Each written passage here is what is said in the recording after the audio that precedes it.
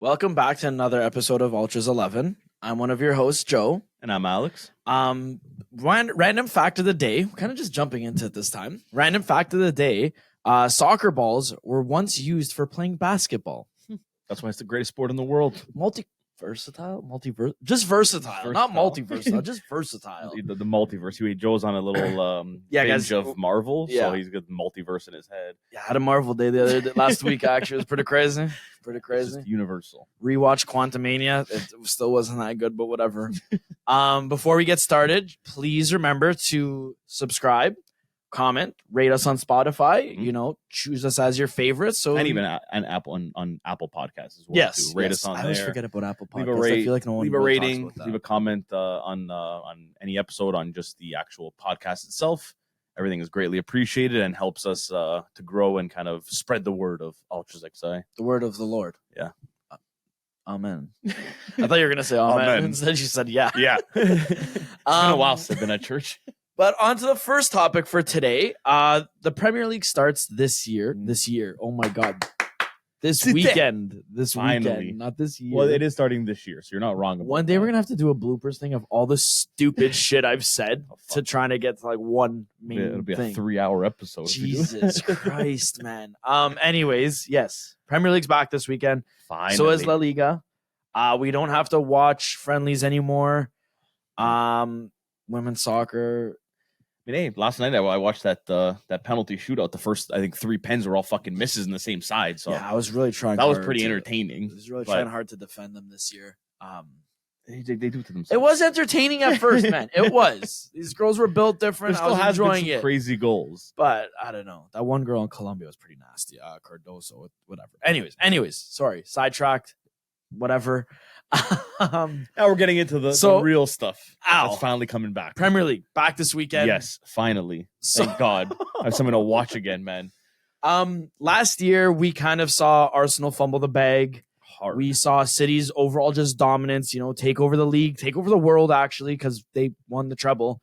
What should we expect from Man City after winning the treble? Do you think it's almost like they've become civilized where these players kind of don't care because they've got what they wanted and like they finally conquered Champions League? I mean, for me, it's not really kind of going that way. It's more scary, looking at City now because, we saw them in the past where, they fumbled the league and Liverpool ended up winning it that year.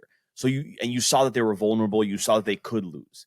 Last year, that really just proved that the type of champions that they are. And, they have that winning mentality and don't give up until the end because they understand that it's a long season and anything it's not over until all games are played and it's actually over because there was one point Arsenal was 12 points ahead. Yeah. And everyone was like, yeah, guys, it was already past the what's it called? The winter champions. Yeah. They already got past that. It was still Arsenal. They were still, flying by. It was, they dropped points and you were like, oh my, it doesn't even matter. They still got the league.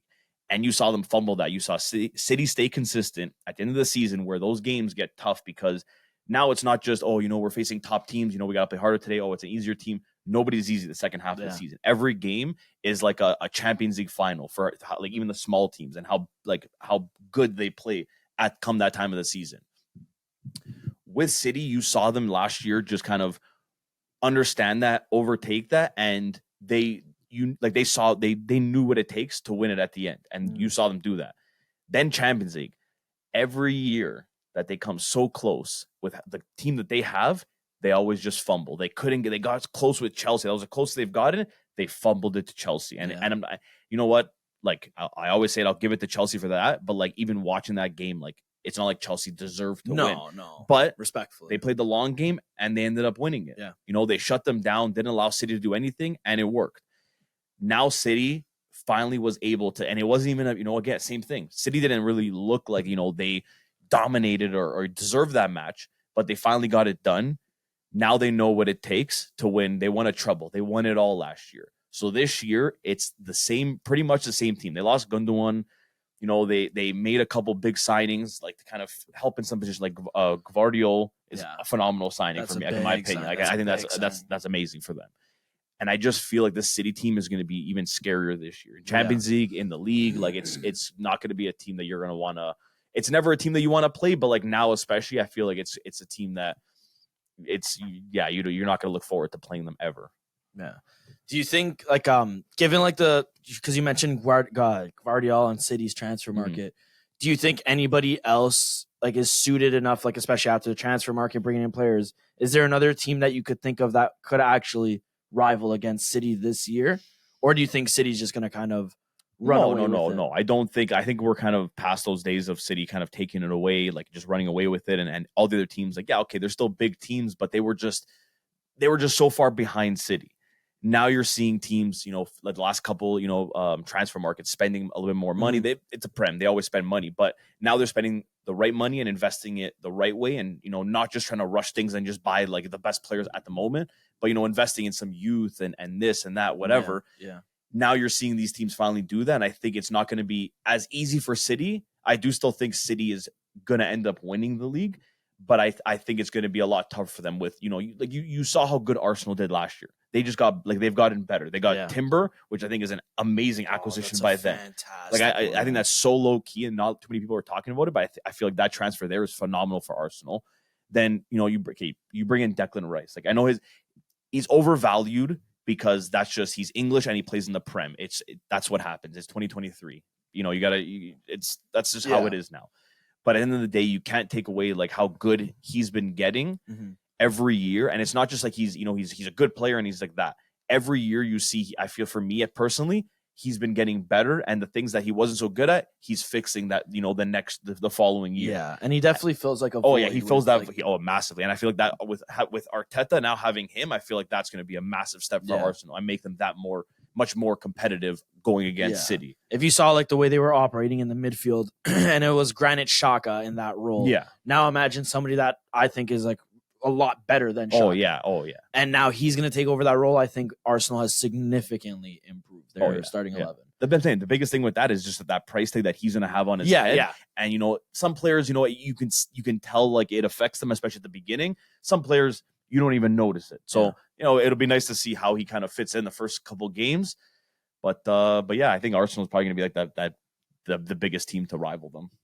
Yeah. I think so too. I think Arsenal, like it all depends also like how these guys click, the ones that they got. Because again, Timber's a fantastic signing. Versatile, could play multiple roles, like whatever. You already saw him playing left back in the Community Shield. So you saw him kind of taking in that role. Maybe that means Zinchenko moves to the midfield. It gives them a different option, a different like approach. Declan Rice, Kai Havertz too, Kai Havertz. Like I think that's a big signing for them. Take away his one Champions League goal and he'd probably be working at McDonald's right now. But yeah. How it's a new team, new environment. Got to see how he does. Yeah, they definitely overpaid for him, in my opinion. Oh yeah. But in saying that, I think again he's one of those players that he offers you versatility, and I think that's like the marquee signing for Arsenal, like the trademark signing for Arsenal. Yeah, someone that could play in multiple roles just in case like they want to shuffle the line or something. Because now like their team was pretty much set. They just needed to buy like little pieces to add to that team, and that's exactly what they did. They didn't lose really anything like a major keys, and they picked up in positions where they needed it. Yeah. I think another team who had a very, again, this is, I guess, subjective to some people. I think this is a very good transfer market would be Chelsea. Yeah. I think they had a fantastic one. They had a massive changeover, though. They had a massive turnover, whatever. Yeah, essentially, they tried to rebuild Chelsea within a year. Yeah. But the rebuild, it's not like what you're kind of used to. It's all youngsters. Now, do you think Chelsea could actually remain relevant this season and finish in a top 4 spot? Or do you see them kind of being that team that troubles the top 4, but maybe makes Europa / Conference League? Yeah, see, like they're like the team that, and not just because like, we have friends that are Chelsea fans, but a team that I'm probably going to follow the most kind of in the background just because like they really intrigue me. Like I don't know how they're going to go. Like I want to say they're going to do, I don't know if they're going to make top 4, but I think they'll do better than they did last year, finishing what, 7th? Yeah, 7th place. Lower. Yeah, or 8th? Lower. 9th? Lower. 10? Lower. 11? 12. Oh, Jesus. Okay, so you would have just kept on going. gotta go do better than I'm pretty 12. sure it's 12. I could be wrong, but I know it's below the top. I think they'll do that. I really I hope so. But that top 4, like I can see Chelsea, especially because Chelsea's that team that, you count them out and then that's when they play their best football. Yeah. So I can see Chelsea, kind of making that surprise and kicking like United or whoever else makes top four out of top four, and they end up like kind of squeezing in right at the end. But I could also see them, having some difficulties trying to make, everyone kind of click. And because, man, they bought so many, like, they got rid of so many players and brought in so many new players with the new guys that came in January. So they're not like they're like, club legends or guys that have been there a long time. So it's a weird mix. They have a lot of people that like I'm really interested to see. Oh, yeah. They have a very exciting side. Very exciting side. They've already kind of been unlucky now with some injuries that have come up already in preseason. But, I mean, that's like, what are you going to do? That it happens to every team. Some teams are, luckier than others, but it's just that's a part of the game. So I'm not going to look at that too much. But, no, like Chelsea this season for me is a very interesting team that I want to follow. Yeah. Just because there's so much like unknown about them. Mm-hmm. I think they're going to be one of the I always respected Poch. Did I think he was the man for the Chelsea job? I'll be the first to say no. Yeah. But in saying that, I feel like they're actually giving him the young tools he needs. And Poch is very much like that guy that, like, he's very good with the youngsters. He's very good at grooming them. He's very good at like growing them. Mm-hmm. And, like, I feel like they have the proper veteran presence in the right areas in Thiago Silva, their midfield, like stuff like that.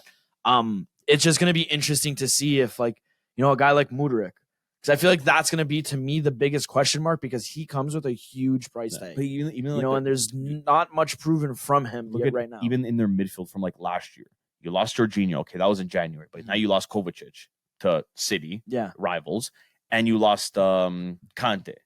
3 guys that were like, veterans and key guys for the midfield. Okay, maybe not Jorginho. He was kind of slipping away, but still, Kovacic was doing very well for Chelsea and a big part of their mid. And Kante, last year got unlucky with injuries, but when he was playing, he was still phenomenal, running all over that pitch. Yeah.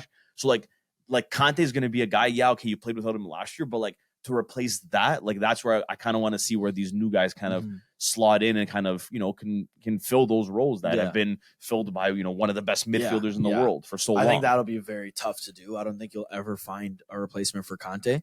That's why, truthfully, I think that guy's having a player like that. Yeah, like I genuinely it's a blessing and a curse. That's a 1 in a million player. That guy covered everything. You did mention earlier how Chelsea's going to be one of the teams that you focus on and you watch and whatever.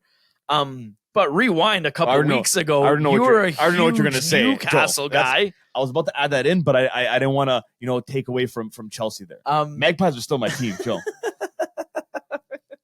I'm going to be watching Chelsea. I'm not going to be supporting Chelsea. Where's my guy Klopp? Oh, we took Klopp away. Oh, he's over there. Oh, Klopp's right here. Yeah. Oh, he's taped down. You can't take him off right now. He's staying there. One day you'll see him again. You can see him.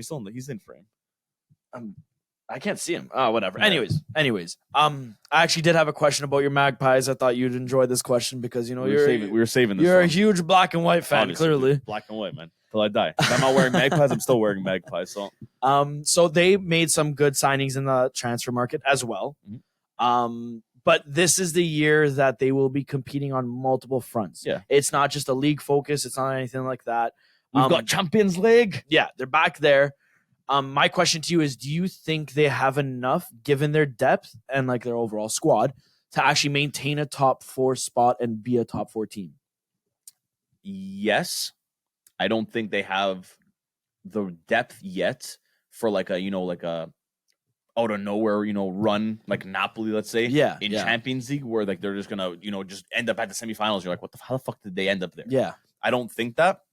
Again, nothing would surprise me in soccer because I've seen weirder things happen, like Leicester City win the league over, the teams that are there. It's true. So I mean, I'm not gonna count anything out, but I genuinely do think that Newcastle last year already proved that they weren't just a team that a rich owner came in and started spending money and they're just, a rich club now. Like they showed that they want to bring back that history that they have and make Newcastle great again and, a team to watch out for in the league. Yeah.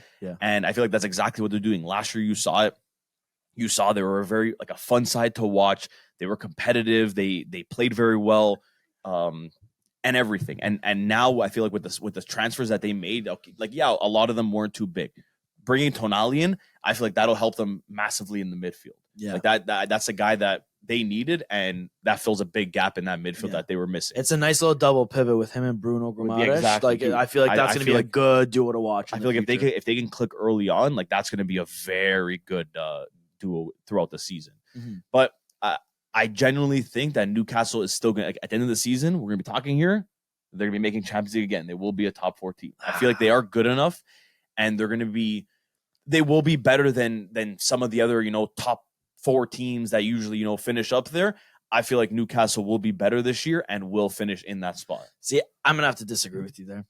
I think you always. I think they're gonna be like very tested now that they have like Champions League and all like England has 75 different league cups as well. Like, I just don't think they have the depth, because the reality is you're not gonna bench your stars for Champions League. No.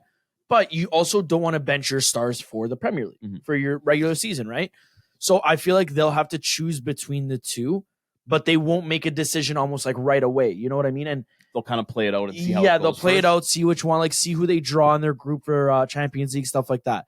But in saying that, I feel like the teams around them and like everyone in the Prem kind of strengthened even more. They got some like their weaknesses, they strengthened that, and like whatever. Like again, Arsenal had a huge transfer market. Liverpool had a huge transfer market. Yeah. City, that's already 3 teams. There's only a spot for one more. And that, like, again, Chelsea, as you said it, they're that team that always knows how to fight. Yeah. So that 4th spot could go to Chelsea. It could go to Tottenham.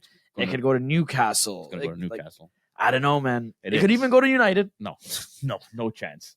You're really writing off United that fast, eh? I'm telling you, beginning of the season, they're going to go off. Oh, my God. Ten Hag, what a genius. Oh, my God, you got Højbjerg now. This guy's amazing. Way better than Weghorst. Fucking Weghorst. Like, you're gonna start hearing the fans, and then it's gonna happen like last year, where you just they were losing every game, and you thought all United fans just disappeared off the face of the earth.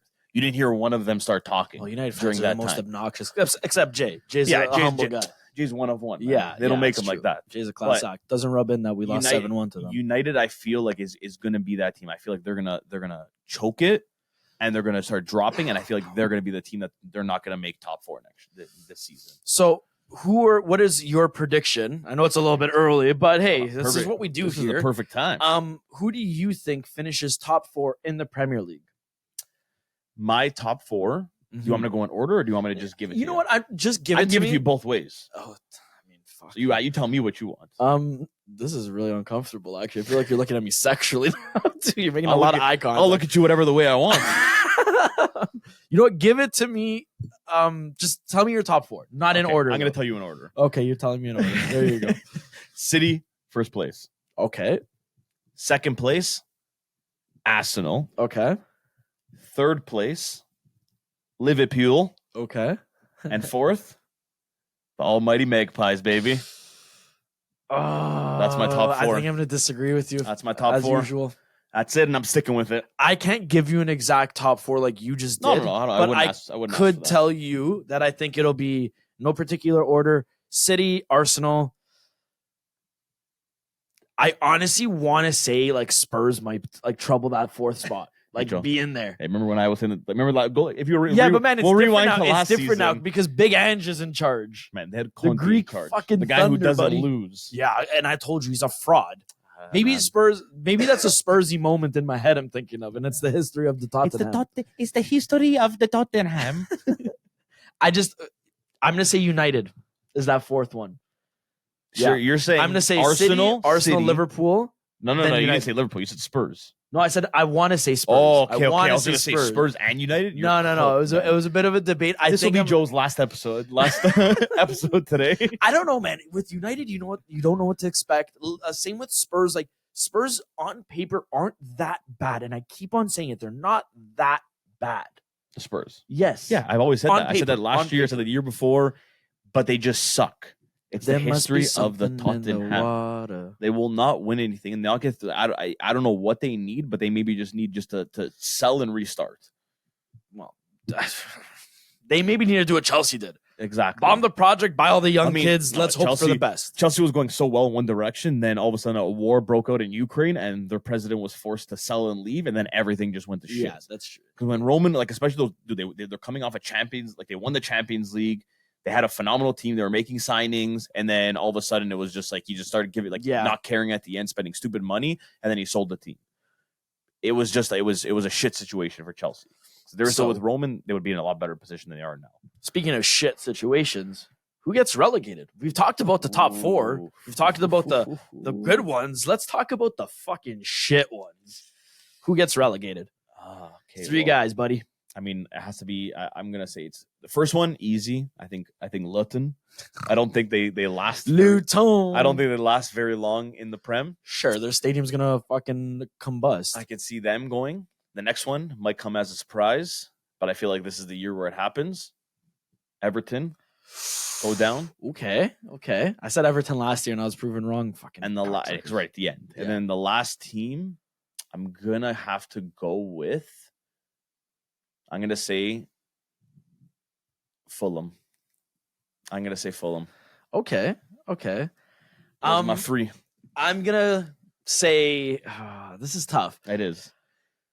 Okay, like I want to agree with you with Luton, but I don't know. I feel like there's always one team that stays up, right? Like, you know what I mean? Man. Could it be crazy? The backyard brawlers over here? You know? Like, they come out of nowhere and just fucking like do it? I don't know. Like I hate the Prem. Fucking Van Dijk missed a penalty. He's gonna end up in someone's backyard. I'm gonna go with though. It's gonna hit a nun now. Oh my god. Sheffield United. Because what the hell is a Sheffield? I was actually gonna say that. That was the last one I was gonna say. Wolves are finally gonna go down. Okay. They got rid of Nuno Espirito Santo 2 years ago. That was 2 years ago, man. They have to leave. They have to leave. And that last spot, I want to say it's between Nottingham Forest and Luton. No, I think Luton. I don't know if I'm saying it wrong. Stays. I'm gonna go with Nottingham Forest though. I don't know, man. There's something about Luton. They have to continue their crazy story. Just survive. That's it. It's something. It's poetic that they stay up. I don't know why. It's the Prem, man. The Prem's fucking crazy. I know it is. They spent $4 this transfer market, but that $4 got their owner a pack of cigarettes. And you'll see this season they'll go and beat City 2-0, but then lose against fucking Sheffield United 6-0. A team that's already confirmed to be relegated. Anyways, sorry. That was well, that was nice. Yeah, we're done. No, I'm kidding. We're not done. No, not done. Hopefully, you know what? Hey, I hope I'm wrong. I hope Luton stays up. It would be if Luton stays up for the fans, for the houses there. I think I might become a Luton fan. If they stay up, we go watch a game. We go to someone's house. Yeah, dude, you go to Father chill for dinner, and then we go there. Like there's an old age home here. Then there's somebody's backyard here. Like it's all there. Same setup as their stadium. I'm telling essentially, some would say. Flipping to the other side of life. More exotic side of Europe. That's also starting this weekend. Yep, we got La Liga back in town. La Liga is back. Yeah, it's apparently no one cares about La Liga anymore. Is that the effect Ronaldo and Messi leaving have? Joe, when you have two of the greatest players to play the game, play there for so long, spoil everybody, and fans that are fans of those teams and fans of teams of the Italian league or English league that are watching this because of Ronaldo and Messi. Mm-hmm. You're losing all those, and even people that used to watch this league are just. I feel like it's from what I'm reading. Obviously, because I'm not there. I don't follow the league as much as Serie A. But from a lot I'm seeing, there's a lot of drop of interest in this league in general from even their fans. I actually agree with that. I feel like it's, there was a point in time, for me, I'm still scared of Barca and Real Madrid, no matter what. More Real. But there's also fucking Tottenham. I see on Twitter people are saying I actually saw some guy say that if all of Milan's signings click, they're deemed one of the best teams in the world, better than Barca, blah, blah, blah. And I'm just like, Barca and Milan should never be in the same sentence. Just drop that meme here. You sure about that? Yeah, it's one of those and I guess that's maybe just how far Barca has gone down, that people actually have the audacity to compare themselves to Barca. I don't think they've dropped in quality that far down. They're not playing the best right now, but I wouldn't go and say fucking Milan's a better team. Milan has Chukwueze, buddy. Chukwueze and the Captain America to lead the lines. Both dweebs. But anyways, before we get sidetracked and go into the rabbit hole of Serie A again, let's talk about La Liga, getting you ready for this weekend. Mm-hmm. Last year, Real Madrid had kind of an underwhelming season, finished in second. They only won a Copa del Rey, which I honestly don't think like the fans give a fuck about No, too much. they couldn't. I feel like for them, it's Champions League or bust every year. Yeah. Which great. Or the league. It's like it's you know you don't win Champions League, but you win the league. It's like okay, hey, it's a good enough alternative. We'll take it. We're not happy, but we'll take it. You disrupted Barcelona. Exactly. Yeah. They went out. They lost one of their best players in Benzema, who kind of had an underwhelming second half of the season. I'm not gonna lie. Yeah, only 19 goals. Like okay, only still impressive, but whatever. They went out. They picked up Fran Garcia, so they got a better defender over there to replace Carvajal. They picked up Jude Bellingham, of course. Question marks with the signing of Joselu, but it's also a cheap option, you know, like, and they didn't want to spend money because they still want to get Mbappe over there. Yeah. They're still trying to make that work. Do you see Real Madrid having more success this year, or do you think it's going to be one of those, like, do you think it could be a repeat of an underwhelming season given that they don't have a proper 9 that they could trust like Benzema? Like I just feel like it's gonna like now we're gonna see. I mean, again, we never know with Madrid because like again 2 years ago when they fucking won, I thought like they were out and done, and then all of a sudden Benzema was like, "Yo guys, hold my dick, I'm going for Ballon d'Or here," and just went off. King Kareem. So with them, you kind of don't you don't know what to expect, but just looking at them this year and comparing the years before, I think Madrid is gonna struggle. Just like for the simple fact, like losing Benzema was such a key guy for himself and for Vinny. Like you saw how much he helped Vinny like just progress and get better as a player, be in the right positions, you know, assisting him and just putting him in those spots where it was like Benzema just literally put on a platter for him. All he had to do was just finish it. Yeah. And you saw, and Vinny he would finish them most of the time. Now you're losing a guy like that, a leader like that. Yeah, okay, you still have your Cruz, you know, your Modric, but I feel like this season is where you're going to see more of the decline of those two guys. You know, for as good as they are, like you're not going to take anything away from them. But there's a point where you notice it with every player once they get to that age. Some players, you know, last a little bit longer, but you always notice that decline that starts happening. And I feel like this is that year where you're going to start seeing it in them. You know, thankfully for Madrid, they're not going to have an issue because their midfield, even, you know, you take out those two. Now you have Bellingham, you got Valverde, you got Tchouameni, you got Camavinga. Like the list goes on. Like they're okay in that department, losing those guys.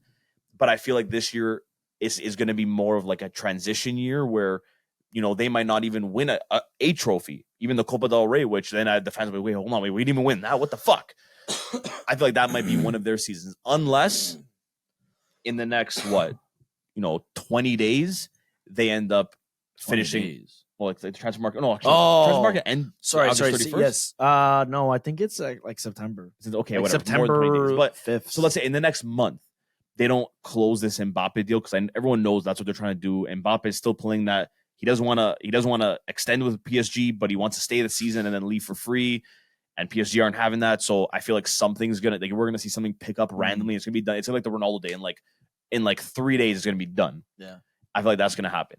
If that does happen, that can completely change their season and put them from like a, you know, not too sure what's gonna happen to they're probably gonna win the league and they're probably gonna they're gonna make a really good run in Champions League. Because again, the experience and most of that team has already been there and put in that position to win. So it's going to be like it's a perfect storm for them if they get Mbappe. If not, though, for me, I think obviously top 4 they make it's La Liga. They should be making it. There's not too many teams that'll be kind of competition pushing them out of there. But I don't think it'll be like a trophy. It'll be a trophyless year for them if they don't get Mbappe. I do like that Bellingham signing. I do think he's a good player. But like if you go based off of preseason, you saw Ancelotti experimenting with like a diamond in the middle. Whereas Bellingham was playing like as like that cam, and you had Vinny and Rodrigo as the 2 strikers, and I think Vinny and Rodrigo are good players, yes, but they're not strikers. No. You know, like those guys can't play up the middle because their speed gets just taken away. Yeah. Anything they have, it's like, you know, it's not as strong. They're not. For me personally, they're not. They didn't look as much of as like a threat when they were like a three forwards with Vinny, Benzema, and Rodrigo. Yeah. Like I know it's preseason, but watching the Real Madrid Juve game, Real Madrid still looked good, like passing and everything, but you noticed they were missing something. Yeah. And you know, Juve took advantage. They ended up winning that game, but you obviously know the goal scoring aspect of it was missing. Like, you know, you can't rely on Vinny and Rodrigo to carry games. They're not those goal scorers. They'll get you those, you know, those winning goals or those random goals. but they're not going to be that consistent goal scorer like Benzema was. And you notice that in that, even though it's preseason, you still notice that with the team. If he tries going that route with that kind of formation and sticking with that. Yeah. Flipping to the other Madrid, who I feel like really nobody talks about, but they had a pretty decent transfer market. They got Morata. Yeah. No, I'm kidding. They got Javi Galan, like, who I think is a great left back. Yeah. Finally, like, they haven't had a proper left back, I honestly want to say, since Felipe Luis. So, like, they finally got a proper left back in. They freshened up their center backs with Soyuncu. They got Azpilicueta, who could play center back or right back. Yeah. And they already have Nahuel Molina as a right back. So, like, Azpilicueta is fantastic depth for them to have. They maintained some key guys in the middle, like, whatever. Do you now the only downfall with Atletico, I would honestly say, is the whole Joao Felix saga. Yeah, that's going on. You know, like he wants out. There's links with Barca and Saudi. He's literally come out and said like, "Oh, it'd be a dream to play for Barca." He's not even happy to be there anymore. Do you think Simeone should have given him more of a chance during his time there, or is Simeone right? Because Simeone's come out and said it's not his style of play from the get-go. Yeah, no, like, I know. He's openly said that. But that's totally, I don't blame Simeone, because I feel like that signing was just the club going out and spending, even though he said like he doesn't fit my system, like I don't need him, I don't want him, and maybe go for this player. They just went with like what was hot, and they're like, okay, you know what? Let's go for this name. We can actually get him. We'll pay the money. He wants to come here. We'll bring him in. And they did it without his like, okay, go ahead, or like that he really wanted him. And I feel like now it's biting the team in the ass, because he said it from the beginning. He doesn't fit the system. I don't need him. So I don't blame Simeone, because he's come out, like, it's not like it was hidden. Like, he's come out and said that like publicly. So it was a known thing. So I don't blame him at all for that whole thing that's going on. But like they need to like fucking sort it out, man. Like, I feel bad for the kid too. Like, he literally wants to leave. Yeah. And they're just kind of holding him hostage there and demanding all this money and stuff. And I get it, rightfully so, but you also have to be like, okay, like just cut your loss and say, okay, fuck, like, let's work something out, and then even if it's a loan with obligation or whatever it is, but just kind of resolve this whole thing instead of dragging it on. And the longer this drags on too, like that has an effect on the locker room. When you see some guy sulking around, not doing his worth, his training, whatever, like players will pick up on that and be like, "Yo, what the fuck? Like this guy's a cancer. Why is he still here? Like get him out. Like no, sorry. No, I thought you were no. Like, continue. My bad. Do you see Simeone like having the proper tools? Asides, obviously, like the drama that's going on with Felix, I think they will resolve that eventually, shortly. It's just a matter, again, like if they actually agree on a transfer fee. I feel like the only one that will match at 120 mil they want would be a team from Saudi. Yeah, respectfully to Joao Felix, I think he's good, but maybe not 120 mil worth. But in saying all of that, do you think Atletico has like potential to actually maybe trouble for the title? Or do you think it's just the top four for them? I think I don't think they have the team to kind of trouble the top four, but I do think that like it's Atletico, man. No matter what you look at, their transfer markets or stuff like that, like they always make it work, and they're always like a threatening side that you don't want to face. Yeah, and I feel like it's the same. As long as Atletico's a team and Simeone is that coach, it's going to be the same thing every season with them. They're making the signings to kind of fill those, like the depth, fill those the roles that they were missing. Now they kind of they have that now. The only thing is this Joao Felix thing, which I feel like we'll get sorted out. That'll be done with, and then he can focus on the league with the team he has. And I do think he's going to do good. Like that season when they won it, when Suarez went there. Yeah, no one really thought Atletico was going to. No, I was going to say like they just do shit. Like that's one team I feel like I can never like call that's going to win, because like they either. They do like shit in the league, or they're just like they're fighting for the first place spot. Like it's there's no in between with them. It's kind of like a Chelsea. Yeah, kind of difference. Yeah, same, but different. Same, but different. I get it. But same, but different. But also different. Barcelona really didn't make any impact on the transfer market again. Okay, sorry, not again. I shouldn't say that. They got Gundogan. They got Oriol Romeo. They got Inigo Martinez for defense. Those were their three biggest signings, I would say. But their three signings are in their 30s. Their transfers, I personally don't think they're good at all, actually. Even the signing of Gundogan. Romeo may be the only one out of that three to make me bite my tongue, because preseason he looked actually pretty sharp. He looked pretty decent. but it's like I feel like Barcelona is kind of taking steps back. Yeah. You know, like they promoted all these young kids, made a mess. You know, they were doing so well. Pedri, Gavi, this Nico Gonzalez. You know, like all these guys, and then all of a sudden it's like, yeah, let's sign guys that are in their peak and old. You know, there's so much that like nobody knows. Like, but 2 years ago they were $1 billion in debt and couldn't sign anybody. Yeah. Then they signed like 40,000 deals with Spotify and this and that, and then now like it's like they can buy players, but they can't buy players. They're restricted, and I honestly do not know what's going on with Barcelona. Yeah. See, I don't think they've actually strengthened at all This year. Do you know what I mean? Like summertime, I could honestly look at you and say they haven't. Like Gundogan in the mid, like okay, in the Gundogan in the midfield. Yeah, okay, you strengthen the midfield, but like where did you need to? You had De Jong, you had Gavi, you had Pedri. Okay, yeah, you lost, Busquets, who he was still playing every game. He was still like phenomenal for that team. You see him still with Miami. Like he barely has to move, but he pings balls. Yeah, but I was gonna say that was always the Busquets way of playing. Exactly. Like he wasn't a very mobile. Yeah, guy. okay, you lost that. It's a big piece that you're losing. But like I don't think like Gundogan might be he's gonna be that guy to like come in and replace that and fill those voids that now that they're losing. I don't think it makes him that much of a better team that they're gonna be on the level of like City and teams like that. I can't see that. Yeah, I feel like they should have addressed their issue at right back. I get it, they have Koundé playing there, but to me, Koundé's not a real right back. Yeah. You know what I mean? Like, and I get it. Again, people will argue that it's that when they're defending, it's like that, but when they're in an offense, it switches to this. You know, and he plays as a third center back. Yeah. But I don't know. For me, I just don't rate Koundé in that role. Mm-hmm. I think they would be better off looking for a proper right back that they actually could have whatever. So I feel like their transfer market really didn't do anything for them. They even left back now, and they lost Jordi Alba. Yeah, but they have that kid, the Balde kid. So I don't know how to say his first name, so I'm not going to try to. But you know how good Jordi Alba was from when he got there to when he left. Like he was good throughout the whole time. To replace again someone like that, going to be very tough. Yeah, you might have the guys there. He's going to replace him. Does he actually work? Is he going to do the things that he did? Is he going to defend as well as him? That you're gonna have to see. Yeah, that's gonna be a Jordy's also another tough guy to replace. Exactly, that's what I mean. Like it's not an easy guy to replace.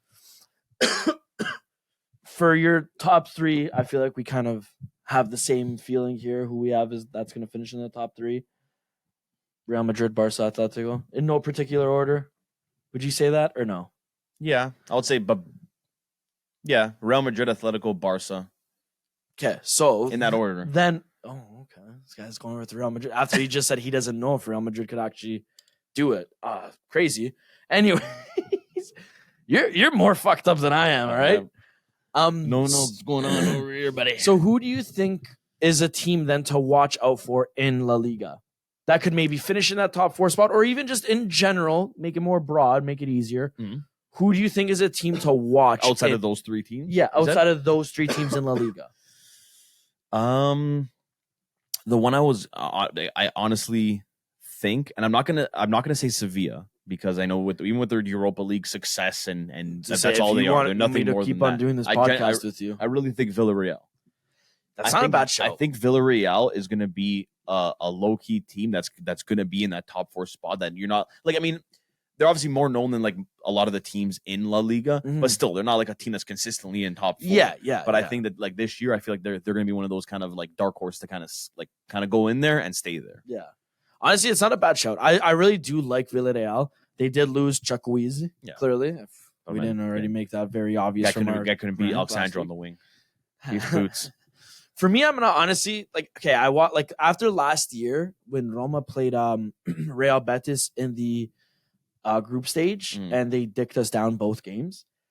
That's where I started paying a little bit more attention to Real Betis because I didn't really. I was gonna say Betis. Still. They're just one of those teams that you don't hear much of them their signings or anything like that. But Real Betis is actually they're a well put together team. Yeah. They're coached very well and they're very tactically inept. And yes, they did lose Sergio Canales, who I think is a big part of their team. But I still feel like they have what it takes to finish top 4. Yeah. They missed it last year by I think it was 2 or 3 points. It wasn't that big of a gap. And I think Real Sociedad just kind of lost a couple key guys, which isn't good for them because you're gonna kind of. I feel like you're gonna kind of see them Yeah. slowly kind of fall off. This like year I and mean, not they be- still do have one of my favorite players in Mikel Oyarzabal because I love the little bastard. But I don't think Real Sociedad has what it takes to finish top 4 again. Yeah. I think it's going to be Real Betis. Yeah, I agree with that. I mean, I wasn't too far off the real bet. I was gonna say that, but You're Villarreal. just choosing Villarreal because they have a song named after them, No. the Yellow Submarine. no, And Giuseppe Rossi used to play there with Marco Senna. no, that is not the reason why, Joseph. Al, that's exactly the reason. No. Al has a Giuseppe Rossi jersey hung up over here. Don't. It's okay. Stop exposing I have me. a Forlan jersey. It's okay. I have a Bentancur No, Uruguay you jersey. don't. There's 2 kids today that we saw wearing Uruguay jerseys, and he's like, "Oh, what do you think they're wearing?" And I'm like, "It's probably like Bentancur." And who was the other one? I said, Valverde. "Oh, Valverde." And he's like, "Who the fuck would buy a Bentancur jersey?" I'm like, "Them Uruguayans." I don't know. No. Then I said only I would buy a Bentancur true, jersey. actually. No one would actually go out and buy one. Only I would buy that. Everybody, why the fuck you have a I Bentancur still Uruguay remember jersey? Al I'm like, always trying to convince me that like Bentancur, oh, Hey. this year, he's playing a little bit Yeah, better. He Joe. found his role. just like you, I'll always defend my players. Yeah, but then you realize that the second It comes, after the 4th year, I was like, okay, you know what, guys, fuck, this guy's bad. Like, I gotta admit it now. He wasn't getting better. He got better like a 1 season. I was like, okay, guys, you know what? Hey, maybe I was right about the him. 1 year he was actually decent that Yeah. I started coming around. That's when you sold him. I'm like, losers. We got to make some money, Joel. That's what happens. But Yeah, now you guys are trying to get Lukaku, but whatever. that's oh my god. On that note, guys, I'm gonna end it off for I was us. gonna say on that note, I think I'm gonna fucking end it I off. just But it ended just it. I pissed just me off. ended- Fuck I you, just I ended ended it. Yeah, I gotta go. Thank you. Sorry, I don't know, but It's 5 o'clock. is it actually 5? Okay, it's Yeah, late. I told her what time it is. Nicoletto's in the hallway. Anyways, thank you guys. Again, I'm taking Al's thunder right now. Yeah, Don't what the forget to fuck? comment on everything. Like it, subscribe, follow us on TikTok, Instagram, Twitter, or X, whatever it's called. Not your ex. X, Don't follow X. your ex. Yeah. Bad decision. Fuck your ex. Yeah. Really. No. Yeah. Yeah. Bad decision. Follow us on X. Yes. Formerly Twitter. known as Twitter. Formerly known as Twitter. Yes, Yeah. That's yes. Yeah. Be sure to drop us any questions you have, comments. I guess maybe concerns. Maybe someone's concerned for my what health. concern are they gonna have, Joe? I don't know. Why am I looking like Caillou at the age of 28? Yeah, Joe, it's Maybe, it's, I don't it's, know. It's the Italian blood in Nah. us, our shitty fucking hairlines I don't and our know. families. I'm That's still just, pale. That's just it is what it is. But yeah, guys, thank you for listening. Thank you for watching. And yeah, that's it, guys. We'll see you next week. Got another episode next week because we got Serie A starting our favorite the week after. So next week's gonna be another little spicy episode. We get to dive into Rome, and I know Joe's excited for I'm it. not So excited. don't forget to tune in and listen to that episode. yeah, it's gonna be a good time. Great time. Fantastic. I love it. Thank you, guys. Thanks, guys. See you later. Ciao.